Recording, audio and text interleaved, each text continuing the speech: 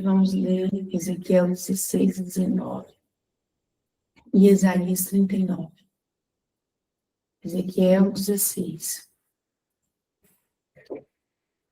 Veio a mim esta palavra do Senhor: Filho do homem, controle Jerusalém com suas práticas detestáveis, e diga: assim diz o soberano Senhor a Jerusalém: sua origem e seu nascimento foram na terra de cananeus.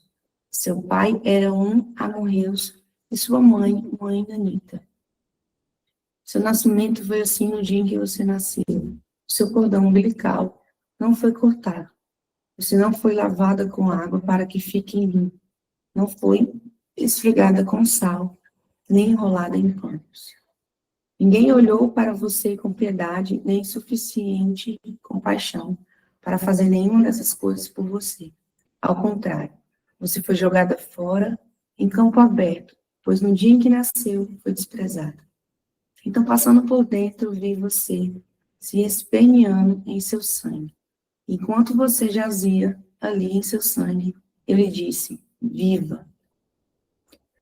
E eu a fiz crescer como uma planta no campo.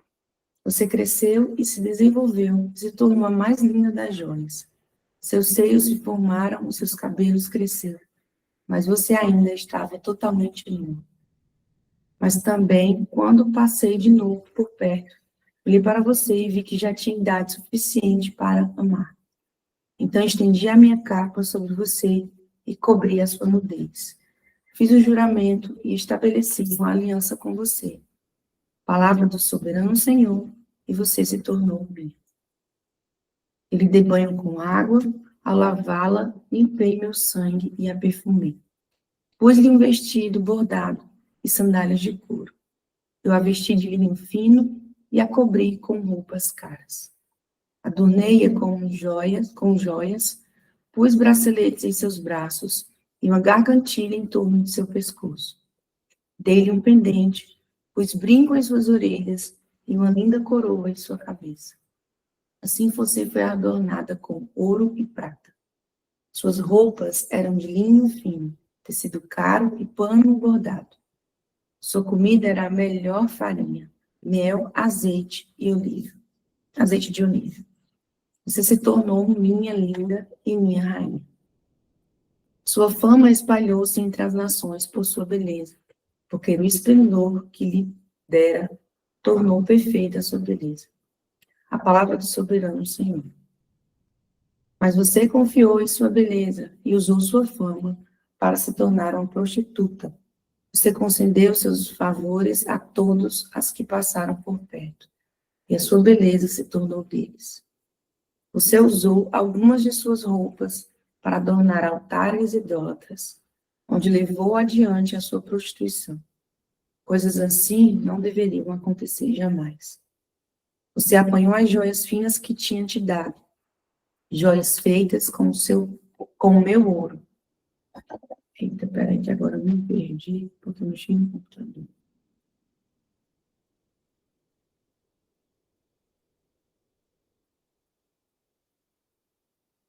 Você apanhou as joias finas que tinha lhe dado, joias feitas com meu ouro e minha prata, e fez para mim mesmas ídolos em forma de homem e se prostituiu com eles.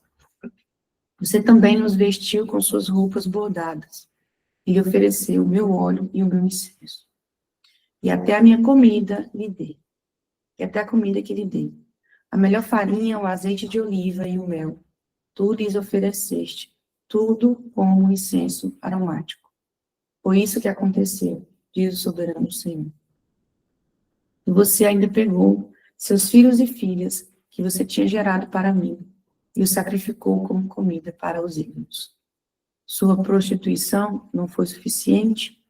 Você abateu meus filhos e os sacrificou para ídolos.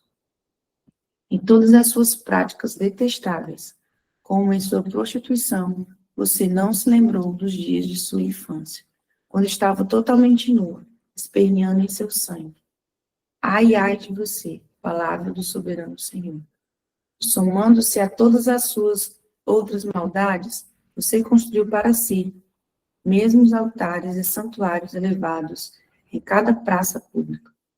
No começo de cada rua, você construiu os santuários elevados e perturbou sua beleza, oferecendo seu corpo como promiscuidade, cada vez maior a qualquer um que passasse. Você se prostituiu com os egípcios, os vizinhos cobiçosos, e provocou a minha ira com sua promiscuidade cada vez maior. Por isso, estendi o meu braço contra você e reduzi o seu território. Eu a entreguei à vontade das suas inimigas, as filhas dos filisteus, que ficaram chocadas com a sua conduta lasciva. Você se prostituiu também com os assírios, porque eram insaciáveis. E mesmo depois disso, ainda não ficou satisfeita. Então você aumentou a sua promiscuidade também com a Babilônia, uma terra de comerciantes, mas nem com isso ficou satisfeita. Como você tem pouca força de vontade, palavra do soberano Senhor, quando você faz todas essas coisas, agindo como uma prostituta descarada. Quando construía seus altares idólatras em cada esquina e fazia seus santuários elevados em cada praça pública, você não foi como uma prostituta porque desprezou o pagamento. Você foi adúltera. Você prefere estranhos ao seu próprio marido. Toda prostituta recebe pagamento, mas você dá presente a todos os seus amantes subornando-os, para que venham de todos os lugares receber de você os seus favores ilícitos. Em sua prostituição, dá-se o contrário do que aconteceu com as outras mulheres. Ninguém corre atrás de você em busca dos seus valores. Você é o oposto, pois você faz o pagamento e nada recebe. Por isso, prostituta, ouça a palavra do Senhor. Assim diz o soberano Senhor. Por você ter desperdiçado a sua riqueza e ter exposto a sua nudez em promiscuidade com os seus amantes, e por causa de todos os seus ídolos detestáveis e do sangue que seus filhos dado a eles. Por esse motivo, vou ajuntar todos os seus amantes com quem você encontrou tanto prazer, tantos que você amou como aqueles que você odiou. Eu os ajuntarei contra você de todos os lados e deixarei nua na frente deles. E eles verão toda a sua nudez. Eu a condenarei ao castigo determinado para mulheres que cometem adultério e que derramam sangue. Trarei sobre você a vingança de sangue da minha ira e da indignação que o meu ciúme provoca. Depois, eu entregarei nas mãos dos seus amantes e eles despedaçarão os seus outeiros e destruirão os seus santuários elevados. Eles arrancarão as suas próprias roupas e apanharão as suas joias finas e a deixarão nua. Trarão uma multidão contra você, a qual a apedrejará e as suas espadas a despedaçará. Eles destruirão a fogo as suas casas e lhe afligirão castigos à vista de muitas mulheres. Porém, fim à sua prostituição, e você não pagará mais nada aos seus amantes. Então a minha ira contra você diminuirá, e a minha indignação, cheia de ciúme, se desviará de você. Ficarei tranquilo, e já não estarei mais irado. Pelo fato de você não se ter lembrado dos dias de sua infância, pois ter provocado a minha ira com todas essas coisas, certamente farei cair sobre a sua cabeça o que você fez. Palavra do soberano Senhor. Acaso você não acrescentou lascívia a todas as suas outras práticas repugnantes? Todos os que gostam de citar provérbios, citarão esse provérbio sobre você. Tal mãe, tal filha. Tu és uma verdadeira filha de sua mãe, que detestou seu marido e os seus filhos, e você uma verdadeira irmã de suas irmãs, as quais detestaram seus maridos e os seus filhos. A mãe de vocês era uma hitita, e o pai de vocês, um amorreu. Sua irmã mais velha era Samaria, que vivia ao norte de vocês com suas filhas. E sua irmã mais nova, que vivia ao sul com suas filhas, era Sodoma. Você não apenas andou nos caminhos dela e imitou suas práticas repugnantes, mas em todos os seus caminhos, logo você se tornou mais depravado do que elas. Juro pela minha vida, palavra do soberano Senhor, a sua irmã Sodoma, as filhas delas, jamais fizeram o que você e suas filhas têm feito. Ora, esse foi o pecado da sua irmã Sodoma. Ela e suas filhas eram arrogantes, tinha fartura de comida e vivia despreocupadas. Não ajudavam os pobres e os necessitados. Eram altivas e cometeram práticas repugnantes diante de mim. Por isso eu me desfiz dela, conforme você viu. Samaria não cometeu metade dos pecados que você cometeu.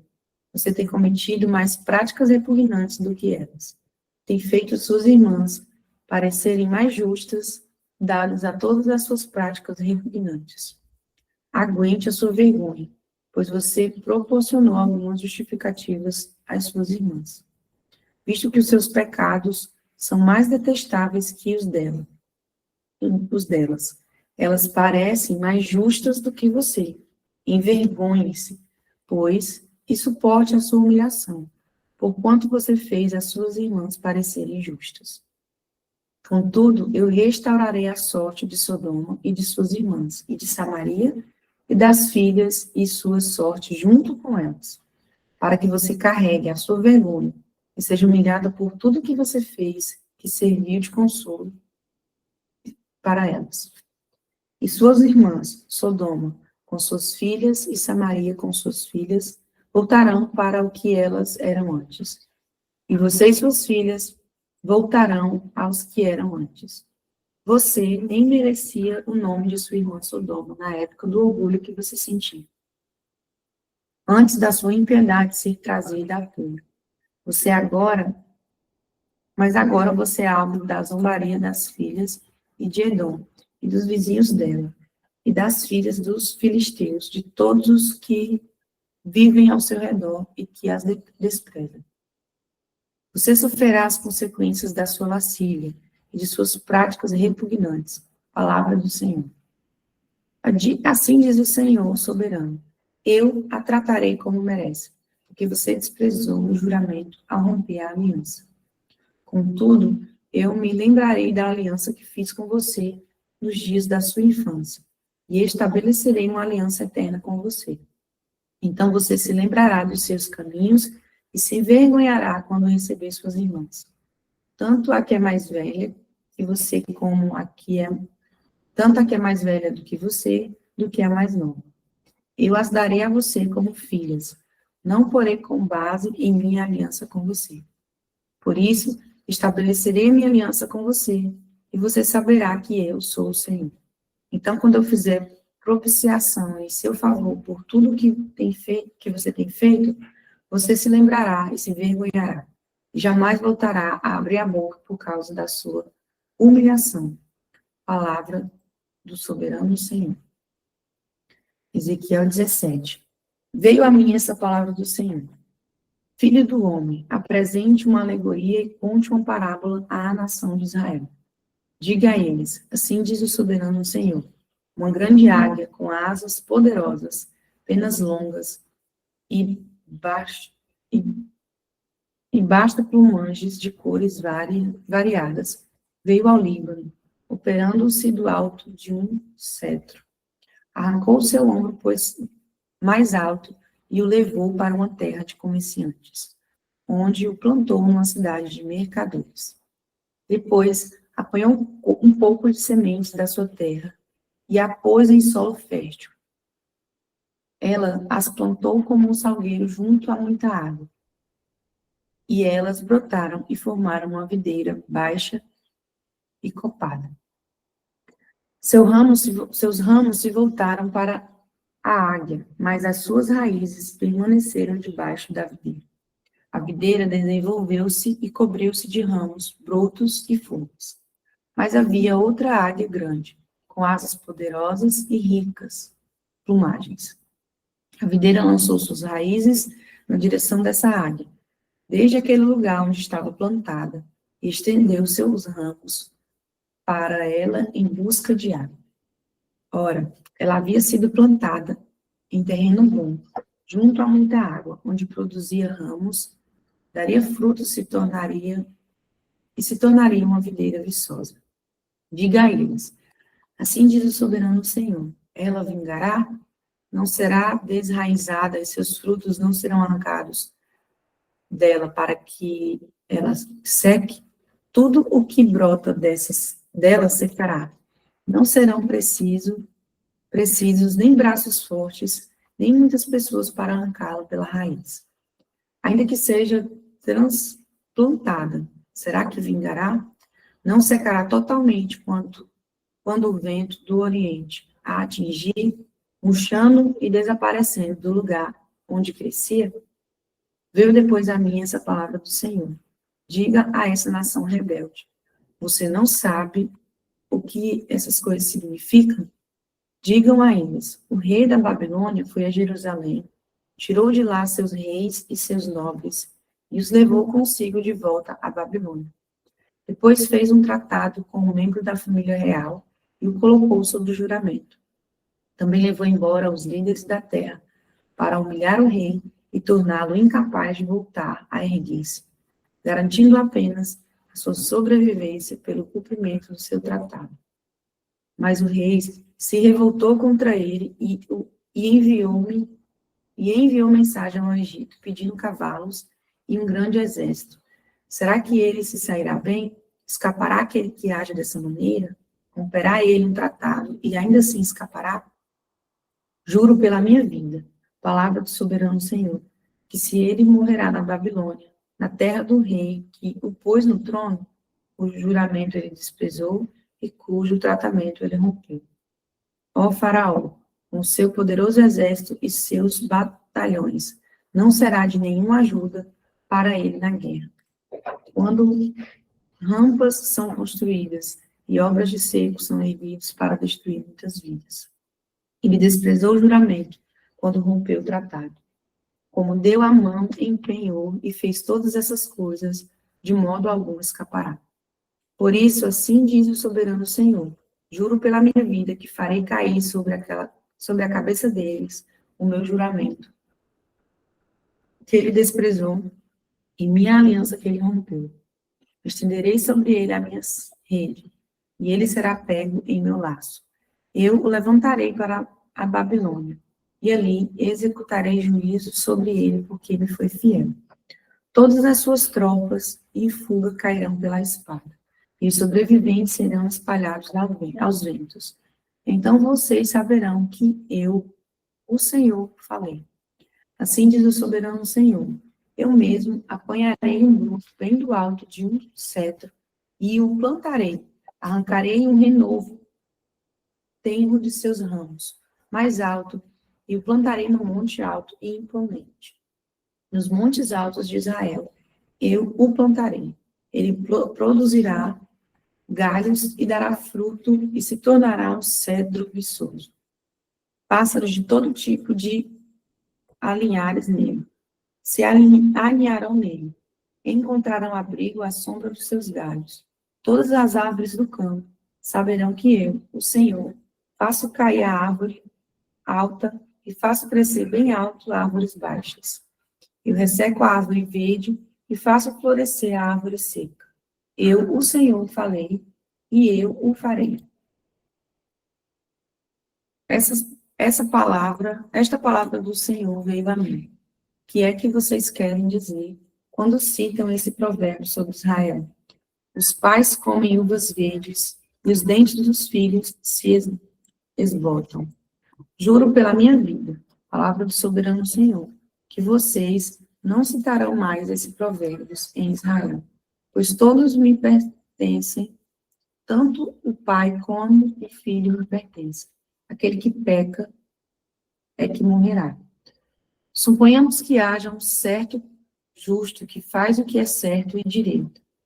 Ele não come nos santuários que há nos montes e nem olha para os ídolos da nação de Israel. Ele não contamina a mulher do próximo, nem se deita com uma mulher durante os seus dias de fluxo. Ele não oprime ninguém, mas devolve o que tomou como garantia no empréstimo. Não comete roubo, mas dá comida aos famintos e fornece roupa para os despidos. Ele não empresta visando lucros nem cobra juros. Ele retém a sua mão para não cometer erro e julga com justiça entre dois homens. Ele age segundo os seus decretos e obedece fielmente às minhas leis. Aquele homem é justo. Com certeza, ele viverá. Palavra do soberano Senhor. Suponhamos que ele tenha um filho violento, que derrama sangue ou faz qualquer uma dessas outras coisas. Embora o pai não tenha feito nenhuma delas. Ele come no santuário, nos santuários que há nos montes, contamina a mulher do próximo, oprime os pobres e os necessitados, comete roubo, não devolve o que tomou como garantia, volta-se para ídolos, comete práticas detestáveis, empresta visando lucro e cobra juros. Haverá de viver um homem desses? Não. Por todas essas práticas detestáveis, com certeza será morto, e ele será culpado por sua própria morte. Mas suponhamos que esse filho tenha ele mesmo um filho que vê todos os pecados de seu pai, comete e, embora os vejas, não os comete. Ele não come no santuário que há nos montes e nem olha para os ídolos da nação de Israel. Não contamina a mulher do próximo, ele não oprime ninguém, nem exige garantia para um empréstimo. Não comete roubo, mas dá comida aos famintos e fornece roubo para os despidos. Ele retém a mão para não pecar e não empresta visando lucros, nem cobra juros. Guarda as minhas leis e age segundo os meus decretos. Ele não morrerá por causa da iniquidade do seu pai. Certamente viverá. Mas seu pai morrerá por causa de suas próprias iniquidades. Pois praticou extorsão, roubou seus compatriotas e fez o que era errado no meio do seu povo. Contudo, vocês perguntam, por que os filhos não partilham da culpa de seu pai? Uma vez que o filho fez o que é justo e direito e teve o cuidado de guardar todos os seus decretos, com certeza ele viverá. Aquele que peca é que morrerá. O filho não levará a culpa do pai, nem o pai levará a culpa do filho. A justiça dos justos lhe será acreditada, e a impiedade do ímpio lhe será cobrada. Mas, se o ímpio se desviar de todos os pecados que cometeu e obedecer a todos os seus decretos, e fizer o que é justo e direito, com certeza viverá, não morrerá. Não se terá lembrança de nenhuma das suas ofensas que cometeu. Devido às coisas justas que tiver feito, ele viverá. Teria eu algum prazer na morte do ímpio? Palavra do soberano Senhor. Pelo contrário, acaso não me agrada vê-lo desviando-se dos seus caminhos e viver?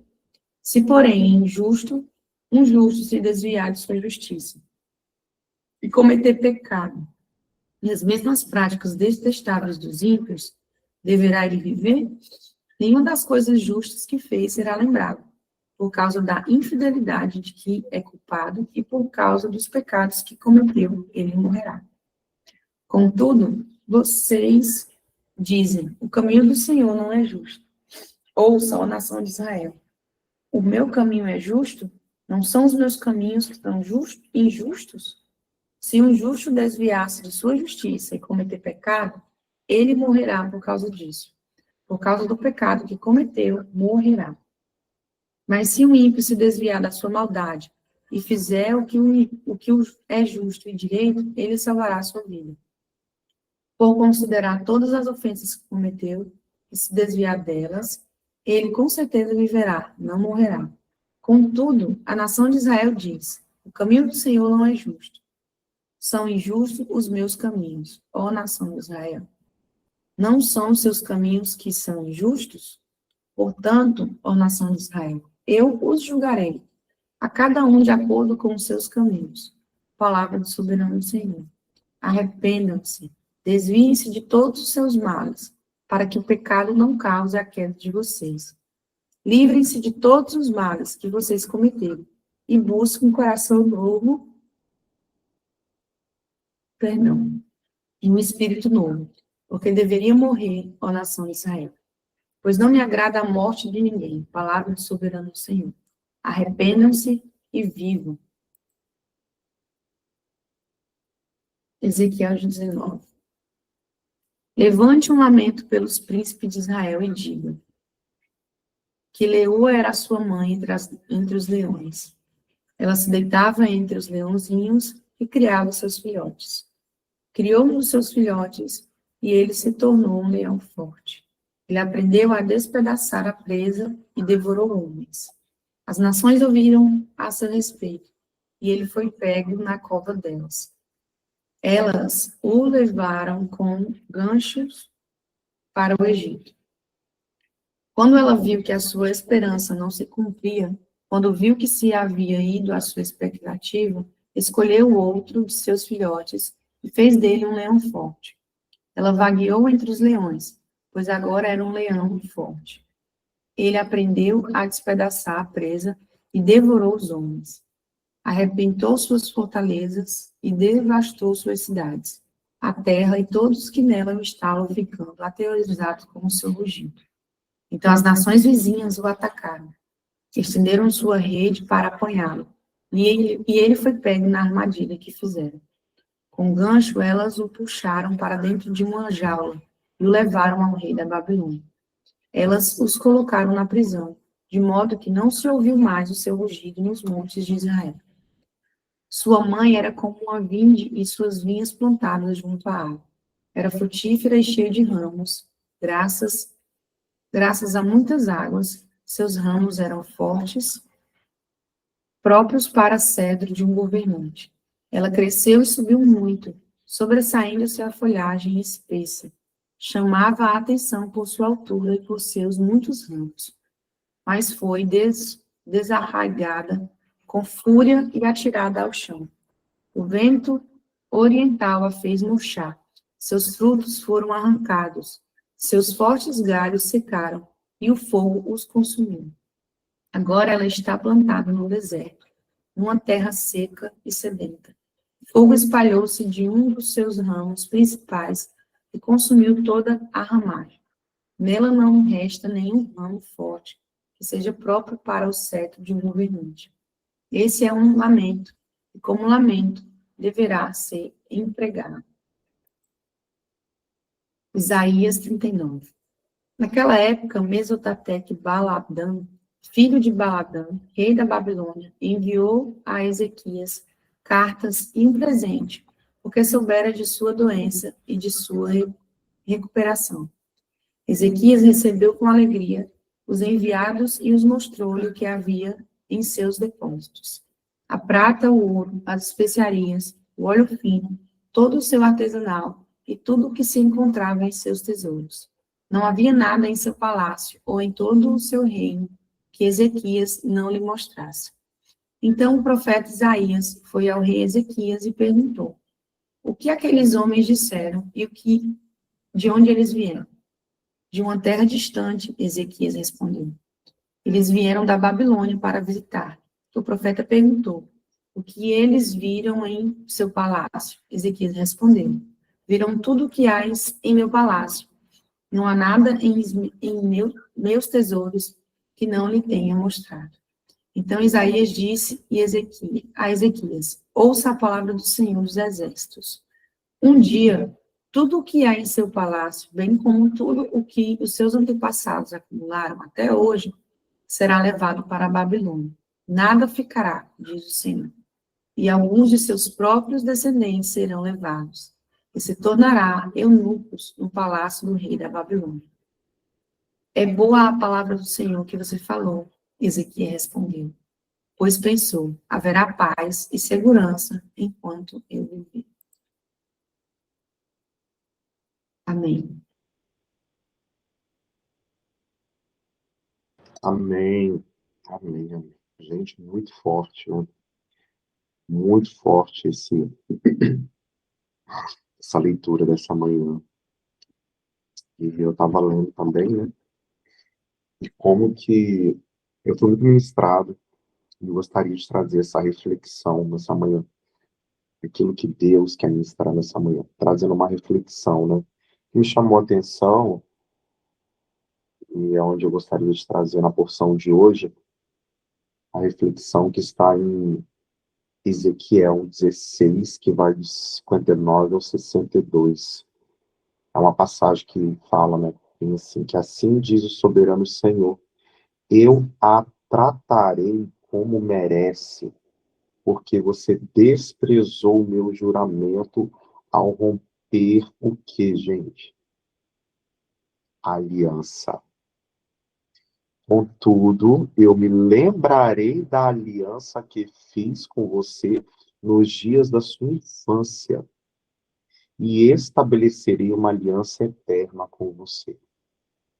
Então você se lembrará dos seus caminhos, se envergonhará quando receber suas irmãs, né? Ele compara as irmãs, ou seja, de Jerusalém, né? Só para a gente se situar aqui, depois eu vou falar um pouco mais sobre isso,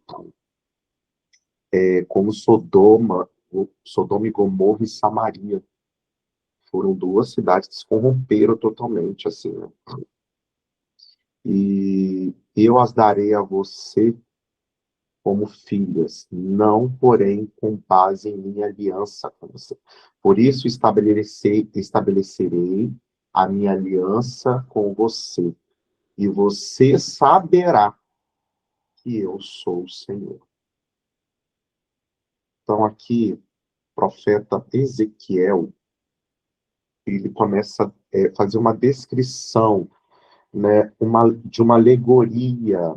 O que seria isso? Uma alegoria, né, uma representatividade, né, que usa a imagem, né, ele usa aqui no sentido figurado de uma mulher, né, para contar a história de Jerusalém, né, mostrando o amor de Deus e também a infidelidade do povo de Israel.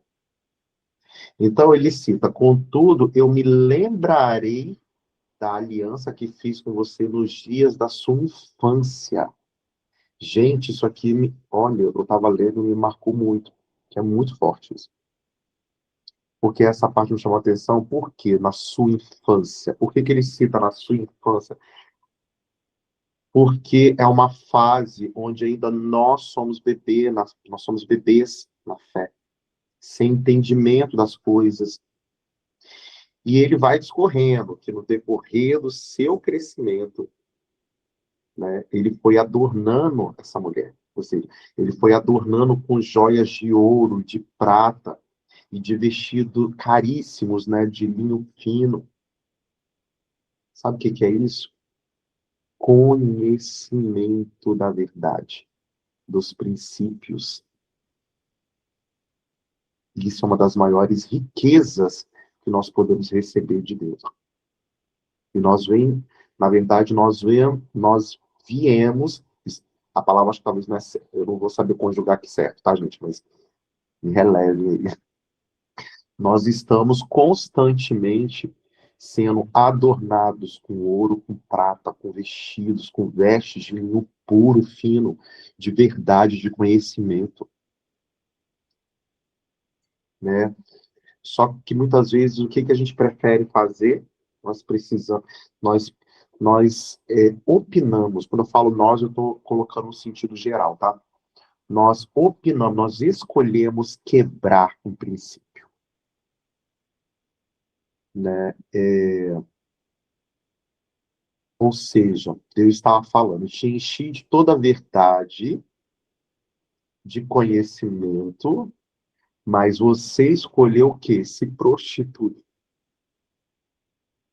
Você preferiu outros homens, começa a falar ali, né? Ou seja, querido, escolhas humanas, escolhas, escolhas que não são baseadas nos princípios da palavra de Deus. E o que vai acontecer? Ou seja, ele vai falando, né? Você quebrou a minha aliança, a qual eu fiz contigo. Através dessa porção, Deus está trazendo uma reflexão, né, de algo que os nossos líderes, né, eles vêm batendo em cima sempre, sempre, sempre, né, sempre estão nos ensinando, que é aliança. Queridos, a gente viu hoje aqui que nosso Deus é um Deus de aliança. E muitas das vezes nós somos encontrados, na verdade, dentro desse contexto. Ou seja, nós fazemos aliança, recebemos todos os recursos para prosperar, né, entre outros. Muitas vezes nós somos levados através de um espírito que vem por trás disso. Porque, sabe o que? Me vem muito a questão da insatisfação. Porque de uma insatisfação, tá? Nós somos levados a quebrar o princípio, ou seja, a aliança. E nós vimos hoje, através de Ezequiel 16, 17, 18 e 19, né, que como o nosso Deus, ele zela por aliança. E isso não é um conto, né, de uma historinha, né? Isso aí é coisa que esses líderes hoje inventam para segurar o povo dentro da igreja, para manipular. Olha, esse é o telemóvel do Miguel. Madalena, seu áudio está aberto. Alguém pode fechar, gente? Amém. E então, isso não é conto de uma historinha. Muitas vezes a gente ouve, porque isso aí é uma tática para manipular a igreja, para manipular as pessoas que estão dentro da igreja. Gente, isso é coisa séria.